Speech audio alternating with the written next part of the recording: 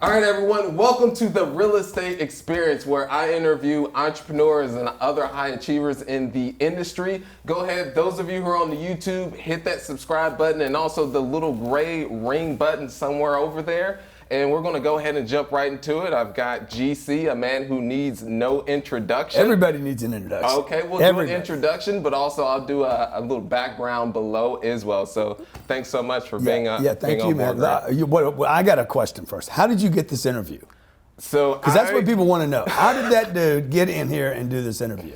I would say, so at one of your recent boot camps, I approached you and just went up for the ask. You agreed to it. Oh yeah, okay. And then this is where the whole follow-up came into play. Now, when I said yes to you, did I say yes faster than you thought I would? You were like, yeah. One of those types of things. So did you think, oh well, it's not really a yes, it's just maybe a little bit of a broom? I knew on my side that I was going to make it happen from that. Yeah. But yeah, it was one of those that was too quick? Yeah. No, I'll tell you why I did the interview with you, okay? Because I'm the one that really knows the answer to that. Okay. Number one, you're a professional guy. Two, you were at the boot camp. You had invested money in yourself. I think you were sitting in VIP. Mm-hmm. Yep. Yeah. So that means something to me, right? That tells me. That was my third boot camp too. Yeah. So and sometimes it takes 2 or 3 times before I'm like, oh, I know that guy.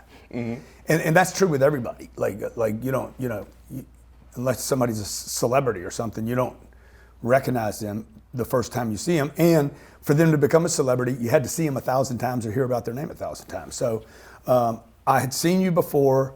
You were sitting in the right location. You were professional. You asked the appropriate way. And the fifth thing, you know what the fifth thing is? No, I don't. No. You use those my two favorite words. Real estate. Oh, okay, gotcha. Real estate. You mentioned real estate to me, and I'm like, I have a heightened energy level for everything because real estate has, first of all, it got me through 2008. I've always loved it. I've always had this connection with it being real. Like real things matter to me. And the fact that it's real, even when I was a little kid, I would go look at property. And then when I was 30, I would go walk the property. And even when I couldn't buy it. And you mentioned that was with your father at that time. You saw it. Did you know? My dad was a stockbroker. And on the weekends, he would drive the family around looking at real estate. And when I was 28 years old, 20 years after my dad died, after that experience, I asked myself, why was Dad, sometimes it takes a while to put everything together. Why was my dad the stockbroker looking at real estate on the weekends? Gotcha. Why wasn't he looking at stocks on the weekends? And that just made the real estate thing even more real to me, right? Because he knew that real estate was a great place to make money in stocks and then to load up in the real estate so you don't lose that money.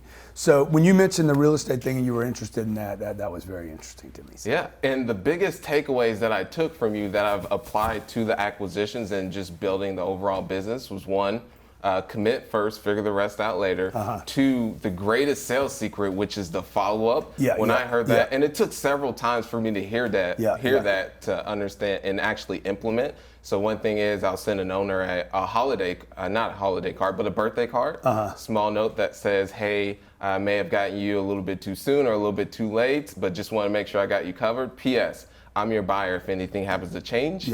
Or a Rubik's Cube that says a small note, hey, let's figure this out. So those are the types of things I was able to get from you. And then the options in negotiation, that's always been, so have a A option, B option, and then normally the C is the ground zero. The A option for me is always, here, I'm going to give you more than you're asking for your property. That always gets their attention.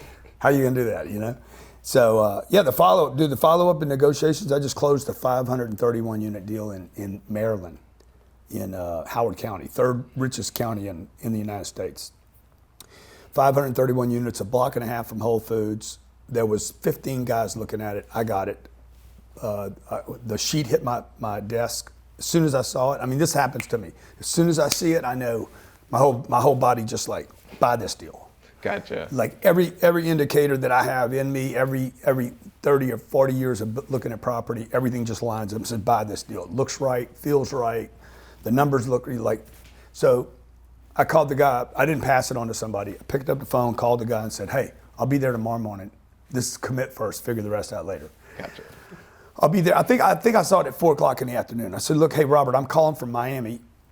I saw the sheet on your deal. He's the broker. I said, I'll I'll be there tomorrow morning. I'm in Miami. He's like, where are you? I said, I'm in Miami. He's like, well, how are you going to get here tomorrow morning? I said, I'll be there tomorrow morning. He's like, it's too late for you to leave tonight. Like, there's no way you can turn this around. I said, no, I'll be there tomorrow morning. I'm going to fly in.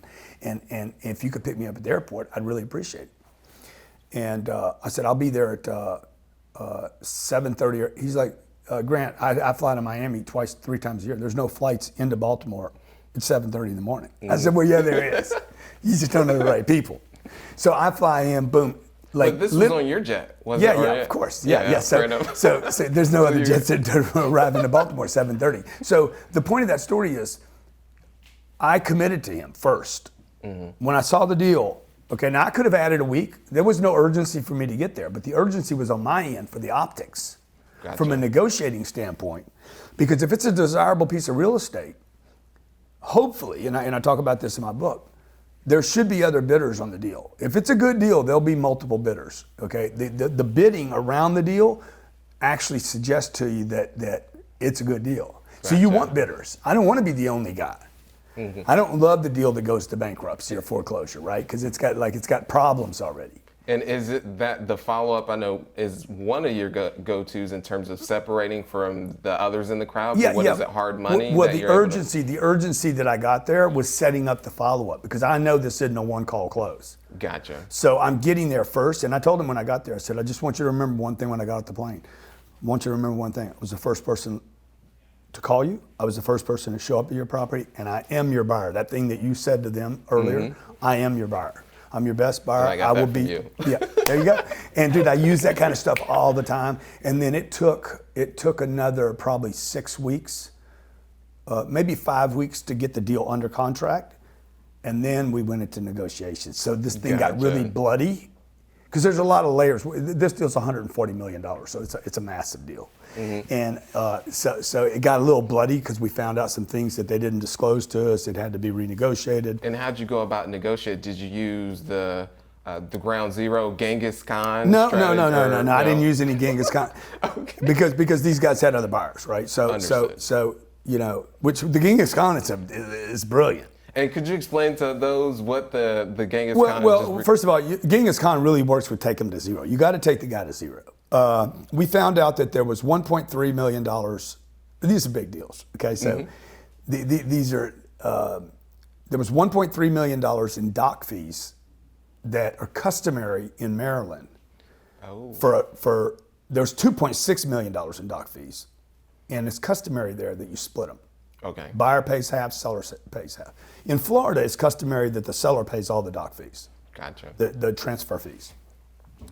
So we signed the PSA and said, hey, it's customary. We're going to go by the customs.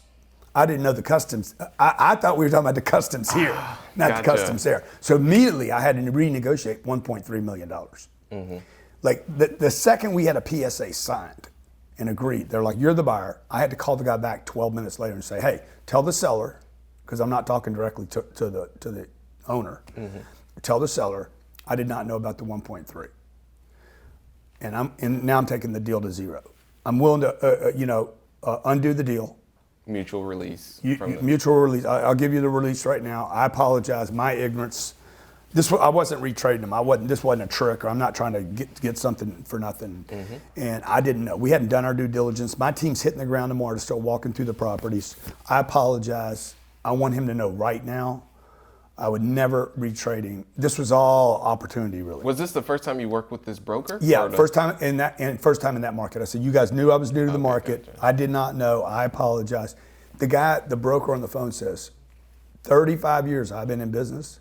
Nobody's ever signed a PSA, and 4 minutes later, like literally within 24 minutes, he's like, within 24 minutes they're calling saying, hey, I got an issue.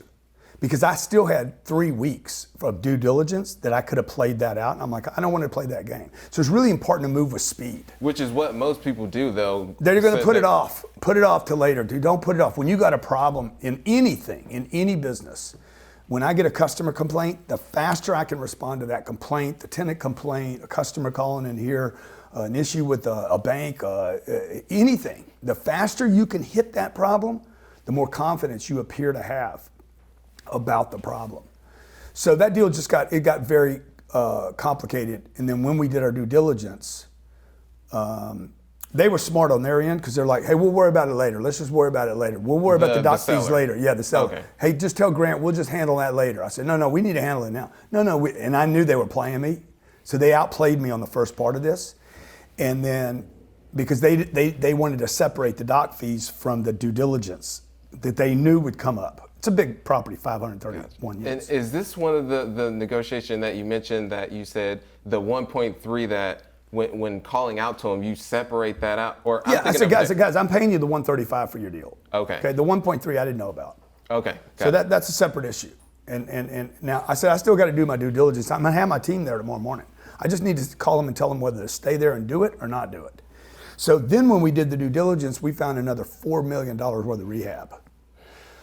So now they want to put all that together and negotiate it. Obviously, the bigger the number, the less they're going to give of that percentage. But anyway, the whole deal worked out. We bought the deal. I'm closing on it in 20 days. It's going to be fine. They love me. I love them. Everybody's happy. And broker's good, and you'll be able to work with them on another deal. Yeah, exactly.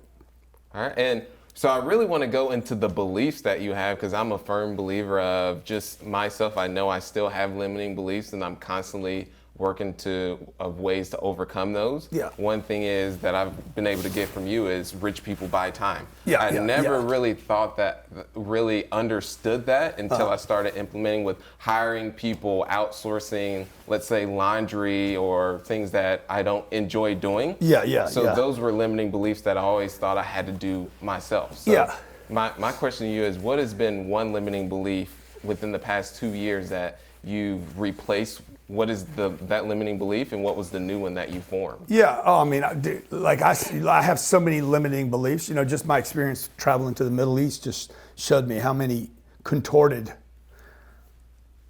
fixed ideas I have that aren't even mine. Like, I don't even know where they came from. Like, I'm going to the Middle East. I had a clip with a 10 9mm loaded in it. Wow. I'm going into Dubai. And I got nine bullets loaded into a clip. Elena says, you can't call it a clip, it's a magazine. I'm like, everybody knows what a clip is, okay? Mm-hmm. So we fly into Dubai. I get off the plane, I'm all happy. I got my kids, everything's fine, everything's wonderful. I can't wait to get there. I can't wait to get the second time into the city. And I'm all excited. And the guy's like, there's something in your bag. You got to take everything out. So I go in there. I'm like, I'm not worried about anything. I know there's no drugs. There's no nothing, right? Mm-hmm. And sure enough, man, I reach in there, I'm like, oh my God, the clip, the 9mm Glock clip. Oh, right? Just the clip though? Just the clip, no, I had taken the gun out. I keep 3 clips in the bag. So 3 clips and a loaded Glock, right? So I had taken those out. I had taken 2 of the clips out and the Glock. And so he's like, this is a problem, you know? And I'm like, dude, total mistake. You know, we shoot guns in where I live. And he knew me from YouTube. Wow.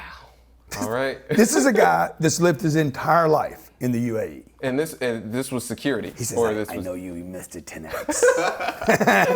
Did he throw up the No, not yet, because right now, and he's like, look, this thing's been hit on the radar, now we got to do it. I know it's a mistake, you know, we're not worried about you, but 4 hours I spent. So I'm sitting there with the police thinking, oh my God. Are they going to put me in a hole, dude? Am I going to become like the guy on 24 or what was that movie where the guy got put in the hole? And I'm like, oh my God, they're going to put me in a hole. And then I start fantasizing how I'm going to turn it into something, right? So these are, I'm like, I'm going to turn this into a big promotion. I'm going to get more followers and the world's going to know me now. I'm like, oh yeah, they're probably going to take your phone from you before they put you in a hole. So it's just these contorted ideas that come from the media, that these people are dangerous or they're going to do something terrible to me or whatever, right? None of that happened, obviously. And so that was a fixed belief. It probably still is a little bit of like, are they going to treat women different here? Gotcha. And these aren't my ideas, man. That culture, it's more, covered, you would say? Yeah, but not really. Not really. That's not even true anymore. Gotcha. You know, like, you know, so like I was with the sheikh, the minister of tolerance there.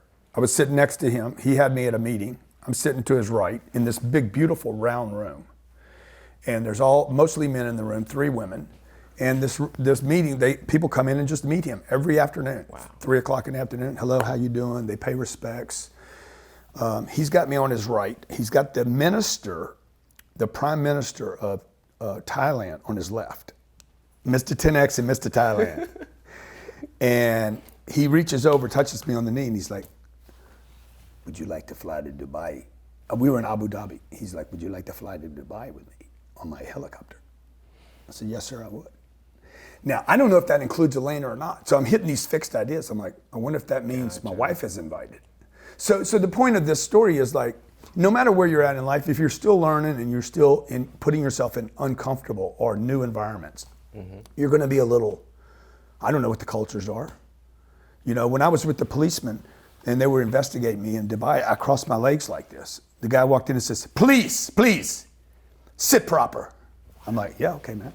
Okay. What's the deal here? I ran into a like that there in the Middle East, dude, to see the bottom of a soul is so disrespectful. Really? But this is also disrespectful. This is considered to be aggressive. My leg was shaking when you started. My foot was shaking when you said the bottom of the soul. This is like, because I'm not showing, I knew about the soul thing. Don't show the soul. But this is considered aggressive by the police. Gotcha. And so I'm like, yeah, man. But you see, all these things are like, I think people think, oh my God, Grant's got it made. You know, he's successful now. Everywhere he goes, he can talk to 35,000 people. I'm still uncomfortable in situations. I still have fixed, limited beliefs and things that trap me, right? So, you know, we're doing. And do you prefer to put yourself in those situations? Well, you want to be in yeah, those I have to. I have to agree. I have to agree to put myself in those so that I feel like I'm expanding, like I'm living life. Like, you can't be a beast or a savage if you're not in the jungle. Mm-hmm. You know, you can't. I know guys that think they're beast and they're on their sofa. Bro, you're in your sofa. You're watching Beast on TV. You're not a beast. So you got it to be a true savage, like a real living in a respectful, honorable way. I say that. Mm-hmm. I say that like I respect people that are savages, and that get things done. That they're like, hey man, give me the ball again, right? The cleaner is, was it Tim Grover would say? Well, but the cleaner, yeah. You got to be in the game to be a cleaner. You can't be on a couch. You can't be behind a book. You got to be in environments that are not comfortable. Not, oh, you're on stage for the 67th time doing the same presentation. That's not a cleaner. Mm-hmm. That's a guy on auto. You're just doing the same thing you did over and over again, right? So, for me right now, limiting beliefs would be, okay, we're going to do 4 deals this month. We're going to close out probably, I don't know, $400 million worth of deals. I need to figure out how do I jump now? How do I go do $4 billion worth of deals? Sit down with the boys in New York. Hey guys, how do we do this? Tell me how to put this thing together. So those are limiting beliefs, thinking I still got to take baby steps, even though they don't look like baby steps to other people. So. And I find it fascinating, your thought or the way you talk about money. Uh-huh. And so on that concept, what would you consider to be a lot of money at this point in time in your stage in your career? Because I know one thing, you had a billionaire, associate billionaire friend that you're able to shadow and really open up. Yeah, well, right now I don't have any cash on me, so any money would be a lot of money right now. Like, I respect $100. So if you give me $100, you know, I respect that as a lot of money. Gotcha. Now, that being said, it's not going to be a lot for very long. And if you got 2 kids that need to eat today, depends on what your needs are, right? I got a wife and 2 kids, so I mean, $100 probably ain't going to last the whole day. But $100 for a minute, that's a lot of money. Now, Gotcha. if I could figure out how to get more money coming in, it's only a lot of money if you got more money coming in. Understood. Because I can probably exhaust almost any amount of money. This is the problem with the NFL, the NBA, the MLB, the rappers. When they move on. They got a pile of money, but what they don't have is more money coming in. Gotcha. And so now, you know, $1 million is a lot of money if you got $1,000 every day coming in. Because you can't get through it. I always tell Elena, I said, dude, as long as we make $1 more because of my net worth, if I make $1, just $1 every day, I mean, $1 today is a lot of money because it means I never go backwards. Mm-hmm. And it means this net worth just keeps growing, right? But in the beginning, man, you need money. Like I need money coming in because I don't have a pile over here. Gotcha. So that what is a lot of money always changes. And would you say for those people that is a potential limiting or they don't have that concept about putting their money to work for them, and well, yeah, I mean a lot of people are just they get money and they use it to buy stuff, and they get money and they use it to buy stuff, and it's just boom. It's just I trade time for money, and then I get Cheerios, and I give it back to Kellogg, and the money keeps going like this. Like what I'm trying to do is I'm trying to get the amount of money from a bunch of flows. If you've ever been in the ocean watching fish feed, you ever seen a big school feeding? No, well, on the internet. YouTube videos, so watch National Geographic, right? So, you know, like I'm a diver, so I've been in the water where there was, you know, probably, I don't know, 10,000 fish. And you saw all that activity. They're like, whoa, look at the activity here. Okay, I've been in the water where there's 4,000 or 5,000 barracuda spinning like this. They're just spinning, they're feeding. They're making themselves look like a big mast to protect themselves against bigger fish. And you just see this ecosystem, right? And the same with money. Like if you got $1 going around, it's only $1. But if you can get a bunch of money spinning from a bunch of different departments, I talk about this in the Millionaire booklet. How many different ways can you figure out how to make $1 million? What is it? Post-it notes or sticky notes? Yeah. How can you know? I could get $1 million one time. I could get 50,000 20 times. I could get, 500,000 twice. Like how many different ways can you? I think Kanye says there's a million ways to get it. Pick one. You got to pick one and then get good at that one and then add a second one and a third one. That's why the real estate's such a beautiful thing. Gotcha. And shifting more on the business side, what are difference you see from an organizational standpoint, or just maybe the operator's way of thinking, from a business that's doing 1 million revenue to one that's doing 10 million, and then the one that's at 10 million that's 100 million? Well, it's easier. It's easier as it gets bigger. Okay. It's not harder. This is a great secret. The big lie is like smaller is better. Smaller is harder. Bigger is easier. It's less risky. I mean, it does at some point. It does at some point trap you a little bit because now you're like responsible. Gotcha. But if you're one person trying to make $1 million, you're also responsible too, or 100 grand, or whatever the number is. So, most people can't get off they never can get out of they have to show up, otherwise it stops. Over here, when the company gets bigger, let's say we got probably, I don't know, 150 employees here, 160 employees, something like that, another 350 in the real estate. Mm-hmm. Ryan tells me all the time, hey, we need 1,000 employees. Grant, you need 1,000 employees. Well, that's a limiting belief, right? I'm like, oh no, I don't want to get any bigger than this. This is getting a little weird, right? How do you know? So, because I walk in here today, I didn't know whether you were here for a job. Yeah, people, we're interviewing 30 and 40 people a day. Like, I don't know even what people are. They customers, are they employees? I got people working for me. I don't know who they are. I'm like, what's your name? Mm-hmm. So when it gets bigger, you start feeling like you're a little out of control. When you're one-man show or 3 people, you got total control, but no way to scale. And when you get bigger, they'll be leasing agents on some of the real estate that we own that I'm maybe never meet them. So, but that being said, I need to think like the Google boys or the Warren Buffetts or the guys that are like, dude, they don't worry about all that. They're worried about how big they can get. How big can they get? How long can they survive? And big is what works. You can't show me a small company or a small think that has ever survived anything. Is this your quote that says can't get big thinking small? You can't get big thinking small, and you can't get big with small people. And I mean, you could if there's a lot of them. Yeah. But you're going to have this is a multiplication game. If there's a takeaway for anybody that's watching right now, like if you have one takeaway here, the game of business and life is about multiplication, not adding and subtracting. And I thought for the first 30 years I was in business, no, maybe 45 years of my life anyway, in the first 25 years of business, I thought it was adding and subtracting. Gotcha. And it's not. Like, it's about multiplication. It's about how fast can you scale something. And you're going to go backwards, by the way. You're going to see the old adage was take two steps forward, one step backwards. Mm-hmm. You're going to kill yourself doing that. What you want to do is you want to multiply 10 steps. Take 2 steps backwards. You're going to have loss. You're going to have breakage. You're going to have problems. But you're going to also see the scale. You're going to see the company scale, or your income scaling, or in your case, your real estate going from 150 single family deals. Is that how many you had? Yeah. That's amazing, dude. 29 years old for you to do that. Now you got 500 apartments. Mm-hmm. 587, but yeah. 587, excuse me, yeah. So you'll throw those numbers away later. You'll be like, dude, can you believe that I said to Grant, I corrected Grant at 87? You won't even care about 87. So let's throw that out. Actually, we'll keep that in there so I can reflect you upon it. That. Yeah, you got to keep that for the future. Because you're going to be doing deals where you're like, dude, 87 units, I'm not even looking at those anymore.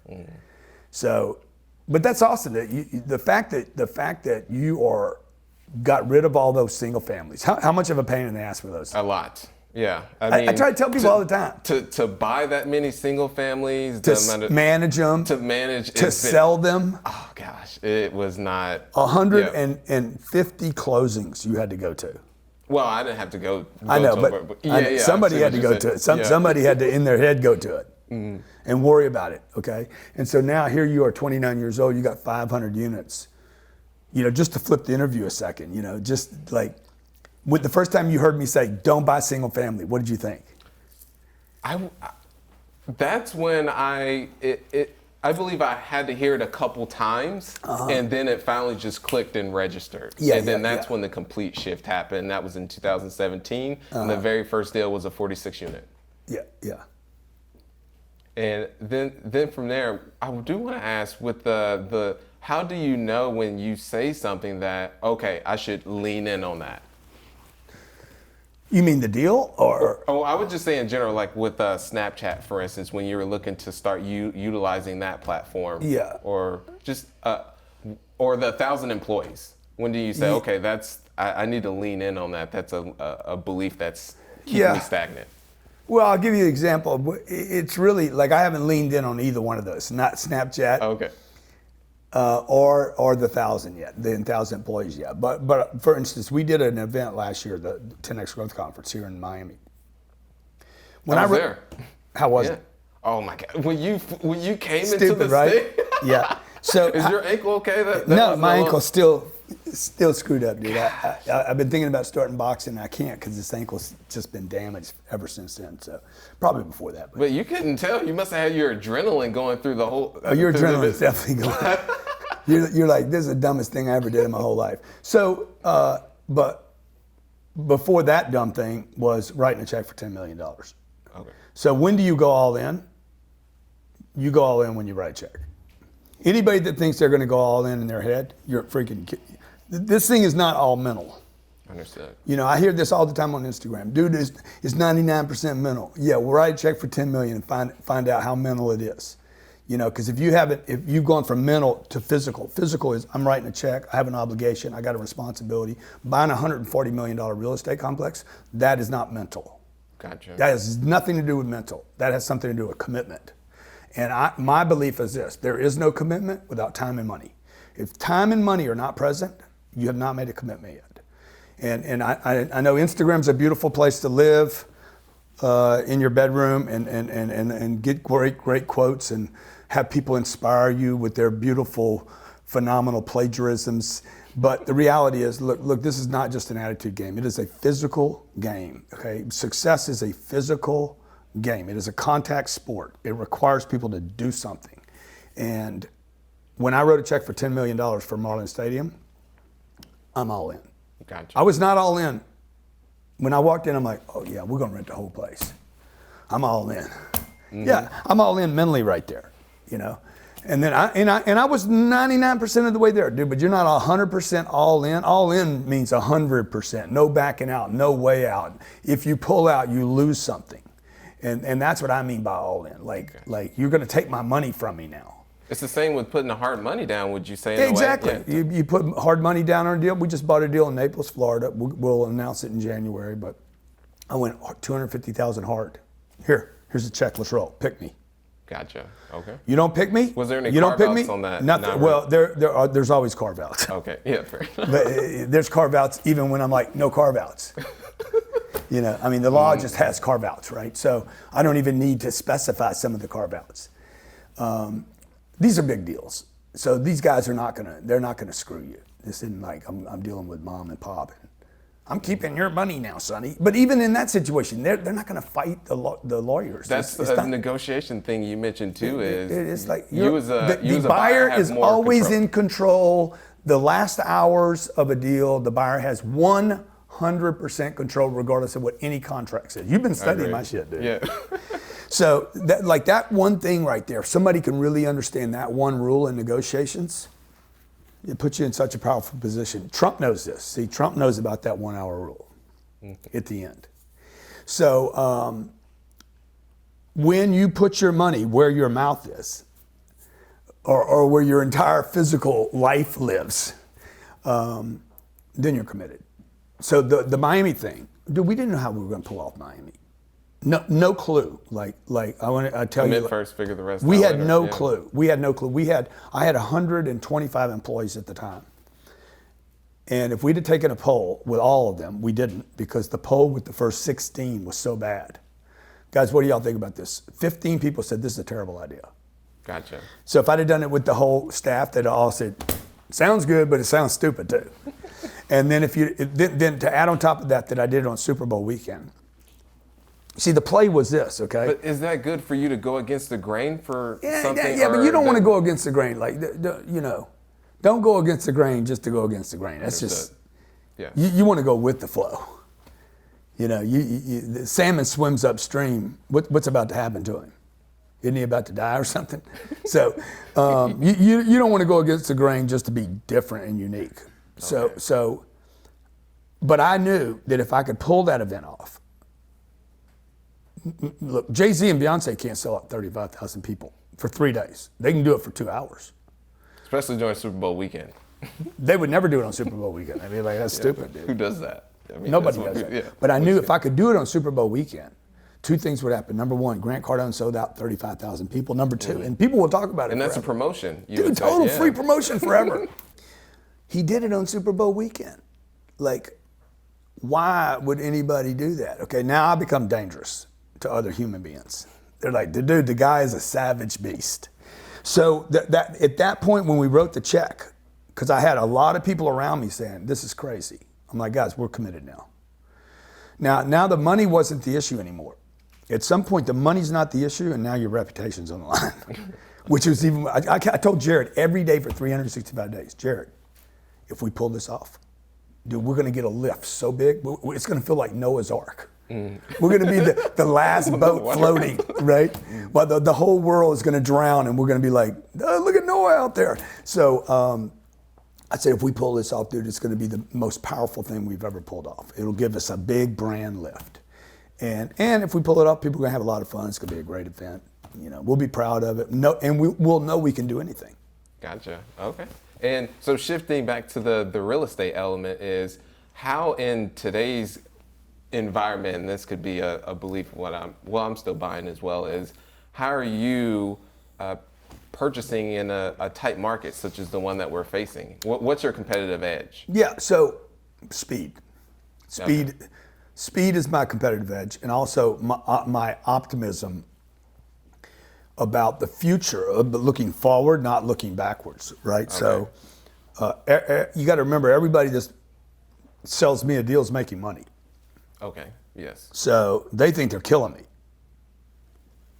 I think they're going to regret selling. Probably 60% of the people that sell to me would agree with me that they're going to regret selling.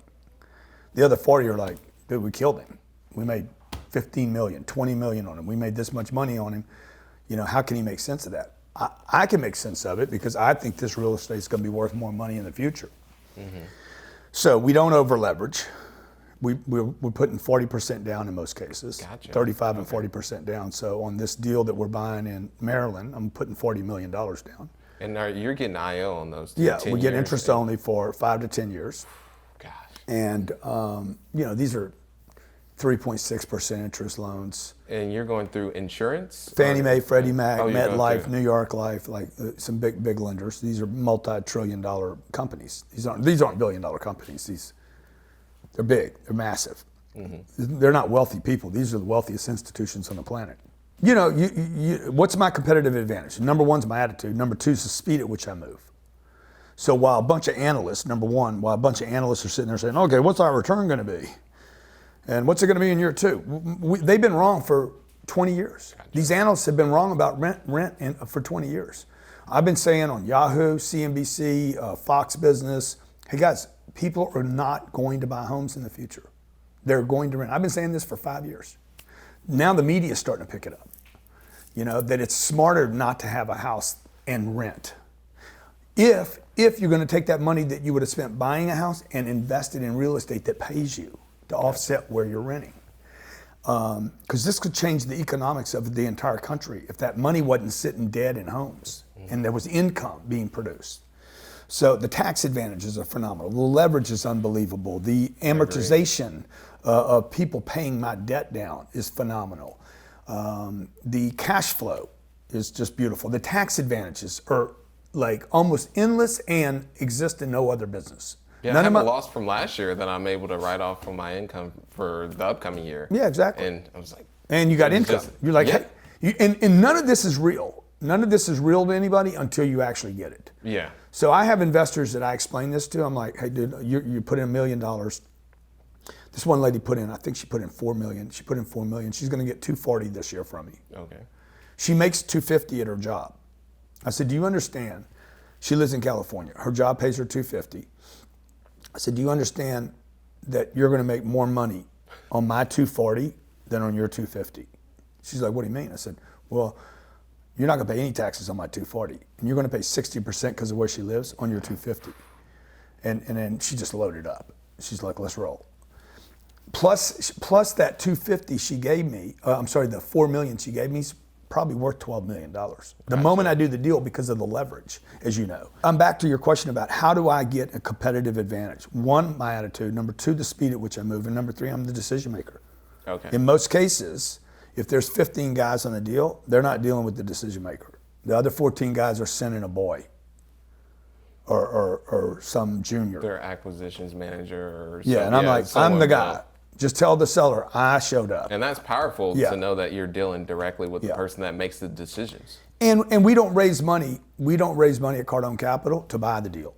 Gotcha. I buy the deal with my money, and then we backfill it if people want to come in. Gotcha. So I'm not telling the seller I need to raise money.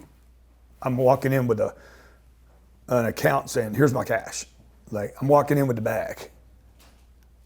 Look. This is it, yeah. Yeah. And so touching back on the one thing I want to, 50 years from now, yeah. What do you believe that we'll reflect upon and said, shit, Grant said all that and it actually came to truth. We should have been listening to him. Yeah. What are those key things? I know houses, your house is not an asset, it's not a liability. Yeah, the whole world will be a renter in 50 years. Okay. Like you know, just go to Europe, man. Go to Europe. People own or in Russia, or go to Sao Paulo, Brazil. You fly in, you're like, God, there's office buildings everywhere. Those aren't office buildings. Those are apartment buildings where people own. There'll be 800 units. They sell 800 units. Okay, so these are little 400 square foot places where people have 140. Their entire net worth is in this little kitchen, linoleum floor. Wow. It's awful, dude. All this money's just trapped in this little unit. And those people should be renting. They shouldn't have their future. They should have that money invested in their business. They should have it invested in their self-esteem and their education.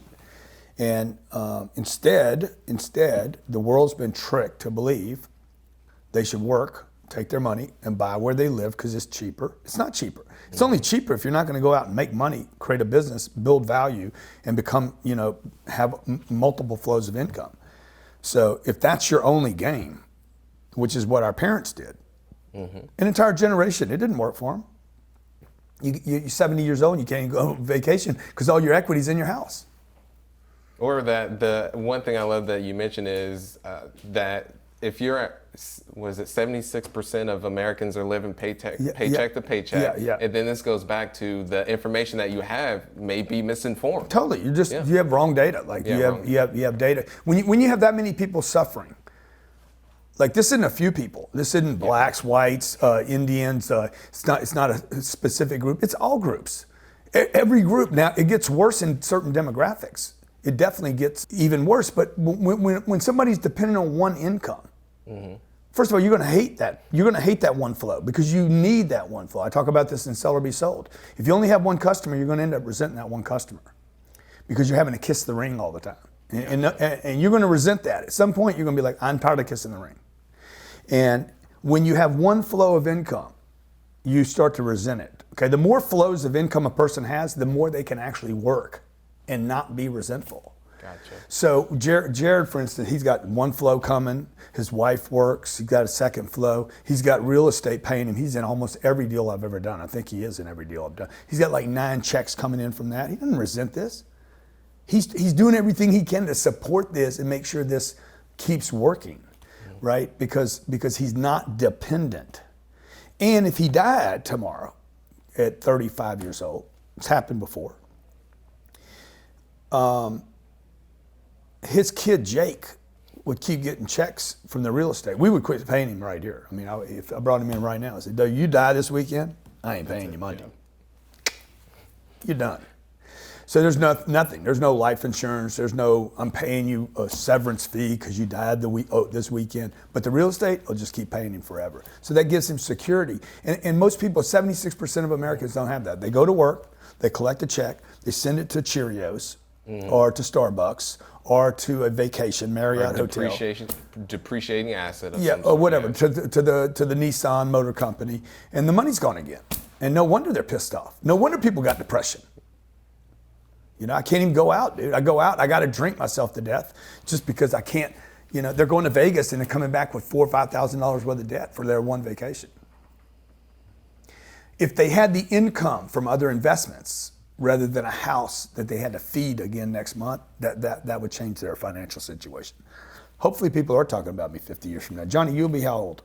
In 50 years? Yeah. I'll be 79. Yeah, Johnny be talking about, I used to be with So I will be the same age. I did video with him. I wonder where I'm going to be. I'll be floating around the universe, man. All right, well, let's jump into our rapid fire questions. Okay. The first one, we've got one from... Yes, no, maybe. Here we go. Watches. I see that you are a fan of watches. Yeah. So, do you pick a watch based upon your mood? Or are you just, No, I see a watch just like real estate. Okay. I want that watch. Well, when it comes to wearing, like for today. Yeah, well, I spent so much money on this watch. I need to wear it every day just to feel like I did the right thing. So, you know, but I've been a little upset with it lately because I didn't know how to wind it right. The guy that sold this watch to me, there's 15 of these in the world. Wow. And the guy that sold it to me, Avi, big shout out, Avi, he didn't tell me how to wind the thing. So I was going back and forth. And you're not supposed to go back and forth. You're supposed to just go up. So I was never getting a reserve. And I was looking at the wrong indicator on the watch. I didn't know what I was doing. So how do I wear the watch? Yeah, it's a mood thing. It's a little bit of a mood thing. You know, what am I feeling today? Okay, gotcha. Or, you know, did I just get it and I'm excited about it? It's kind of like a car, you know, so. Gotcha. So next question we have is, what is one unusual habit or absurd thing that you love?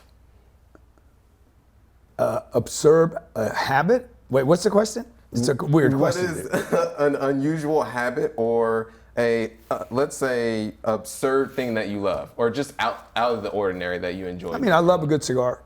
Okay. I like tequila. I love tequila. Good tequila with the right person to like throw tequila back with. That's fun for me. My wife doesn't. She doesn't like that. She actually does like it, but she wants to not like it. But what else do I like? Love a good bottle of wine. I mean, if it's a good bottle of wine with the right company, I'll have a cigarette when I'm drinking. Okay. Nobody kind of knows that. I take 2 puffs of it and I throw it away. I'll tell you a story. Me, Ryan, I don't think I've ever told this story. All right, here first. So I was in Malibu for 3 weeks. This was 3 years ago, 2 or 3 years ago. Were you on that trip, Johnny? Would you play? Yeah. Were you in the game that night? The shooters game? Oh, not the shooters game. I was playing poker with you guys. Okay, so we played. We were bored. We had this beautiful house in Malibu on the ocean. It was magnificent. I walked in this house. I was like, it took my breath away. It just took my breath. The view was ridiculous. So we had put the kids to sleep, and I had 2 security guys with me. Ryan Secco, Ryan's he's Mr. You call him Stick Man, right? Stick Is Man. that what you call- He's Love you, Mr. Ryan. Acai Bowl. Okay, he's Mr. Healthy. Oh, okay. Granola boy. And I had Elena with me and these 2 military guys. And I said, guys, let's play some poker. $500 buy-in each. And the game goes like this. We're going to play Hold'em poker. If you win the hand, you take a shot. So me and Ryan are drinking tequila. I said, you pick whatever drink you want, but you got to shoot. If you win, you shoot. The 3 of them, Elena and the 2 military guys, Elena's trying to be the boss, they're picking Jack Daniels. Well, Jack Daniels is like 80 proof, and the tequila's 40. They don't know this, right? So the number 2 thing is, dude, you don't want to win a hand right now, okay? Because you're going to get drunk, and then you can't win hands. Yeah, exactly. Like being for the long game, right? So like my second hand, I had 3 kings. I folded them. Okay, military guy, he's got 2 jacks. He's like, oh shit, look at me, I won another one. Oh, that's different. Normally, Dude, I'm folding my kings. Okay, gotcha. I don't want to take a shot. I'm folding straights. I don't want to get drunk, right? So I want to win. So these 2 dudes, the 2 military guys, they're just the 2 and Elena all winning hands, okay? And next thing you know, they're freaking out. I think these guys both owe me like a home, a boat. They still owe me stuff. They don't even know what they owe. They don't even know what I did to them that night, right? So Well played. I said well played. Yeah. So me and Secco, we end up finishing our bottle. They finish their bottle. Me and Secco take all the money. We're smoking cigarettes, throwing cigarettes out. We're all wrecked. It was a fun night. I don't know why I told you that story, but it was a blast of a night. I've never told this story, so Right. I like doing stupid stuff sometimes. Mm-hmm. That's the point. To mix things up. And is that your escapism? You believe people need some type of? Yeah, I don't think that's a good escapism. I mean, that was a fun, reckless, one night thing, and what else do I do that's kind of crazy, Johnny? Not much really. I do kind of crazy stuff. Jump around out here. of planes. Yeah, that's kind of crazy. I have a lot of fun. I have a lot of fun at work.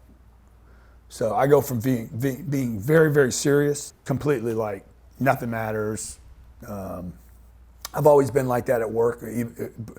Not always. Really, once I became a professional. Gotcha. Once I knew what I was doing, then I was actually free to be a little reckless because I could always switch back to being a professional. And I think a lot of people, they spend too many weekends getting drunk because that's their moment of recklessness, because you can't, unfortunately, most people never get good at their job to be reckless. The race car driver, they can be reckless. They're not going to hit anything because they're so good at what they do. Gotcha. And so my next one is, what purchase of $100 or less has most positively impacted your life in the last 6 months? Under $100. That's most, man, this is supposed to be wrapping around. This is a hard question. What have I bought for under $100? I don't know. What have I bought for under $100? I don't know, Johnny. Let me think. I got to think about that. Okay, You got me gotcha. stumped, Yeah, dude. You got me stumped on that. Huh? Bottle of water? I don't know, man. I don't know.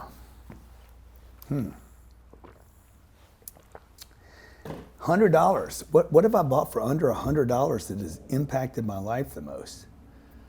I don't know, man. Okay.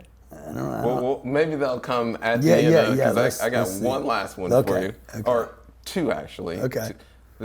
I'll just do one. The next one is, if you could sit down with anyone, dead or alive. Yeah. I mean, I'd love to sit down with Tupac.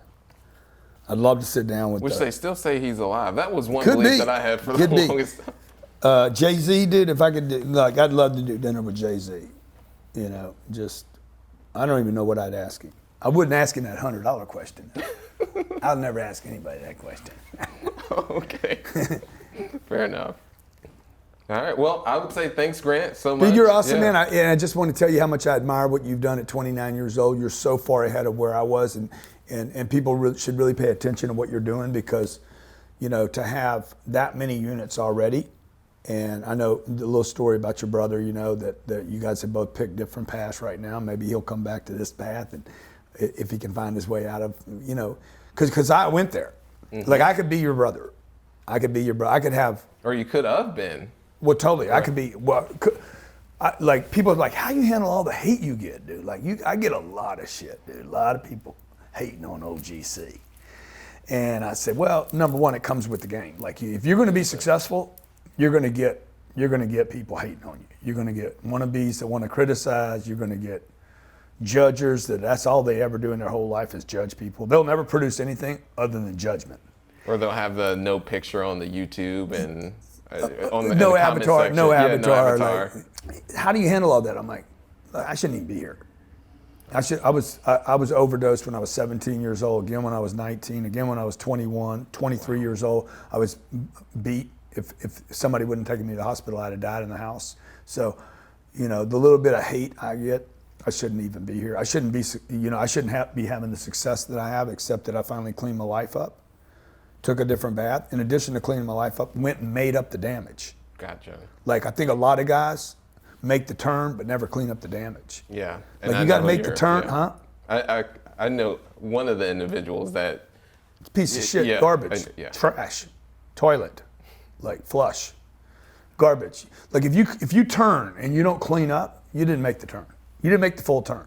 So what I did when I was 25 was I went to treatment. When I got out of treatment, I spent the next 3 years cleaning up, paying bad debts, making amends to people that I screwed. Like, hey, what do I got to do to clean this up? Most of the people were like, you don't need to do anything. No, I do. No, I do need to do something. You need to let me do something. This isn't for you. This is for me. I need to go forward knowing I don't owe anybody anything. Please let me get out of debt. And that is so important.